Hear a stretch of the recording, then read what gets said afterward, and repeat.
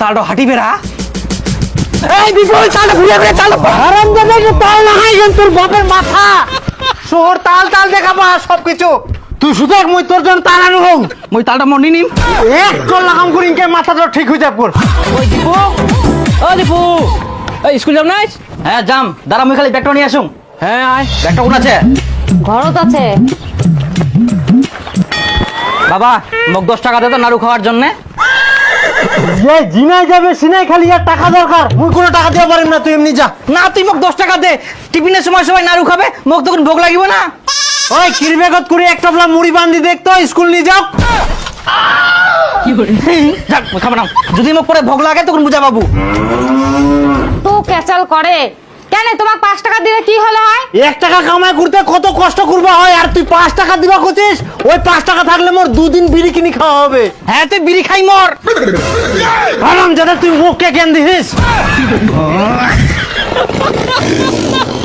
শালা মোর বাপ এত কিপটা খালি 10 টাকা চানু তাতেই দিলেনি মুই আগে বড় হং তারপর মুইও টাকা দিবে না মোর বাপক মোক দিলে 5 টাকা তিয়াগর মোক নাড়ু খাওয়া দিস কি রে কোনে গেল রে থামা থামা থামা থামা বাপ রে তোমার এত ভাব হয়ে গেল রে কথাই কননি আমরা এখন অনেক বড় লোক যাত্রার সঙ্গে কথা কইনি আমরা তোমরা কি স্কুল যাবে না কয়েকদিন পর স্কুলে মাস্টার গেলে হামাবাড়ি কাজ করবে আসবে আর কি স্কুল যাবো আমরা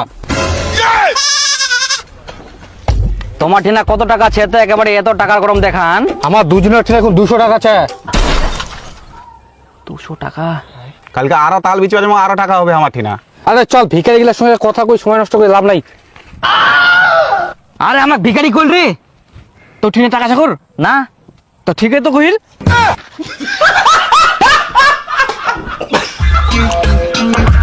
চল আমরা তাল করবা যাই তারপর বুনিয়া তো বিক্রি করবা যাবো তখন আমার ঠিনাও টাকা হবে আমরাও বড় লোক হয়ে যাবো আচ্ছা চ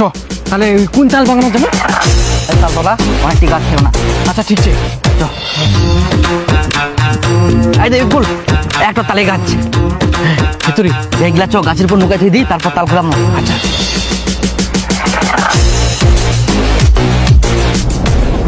দেখ দেখ দেখ কোন ওখানে তাল পুড়িয়া নাকি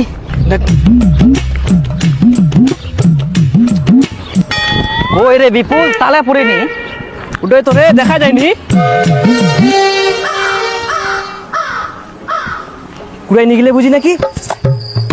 তাও হবা পারে গাছটাই না বসে থাকি আচ্ছা জিঙ্গা পুড়িবে সঙ্গে সঙ্গে নিয়ে নিম যাতে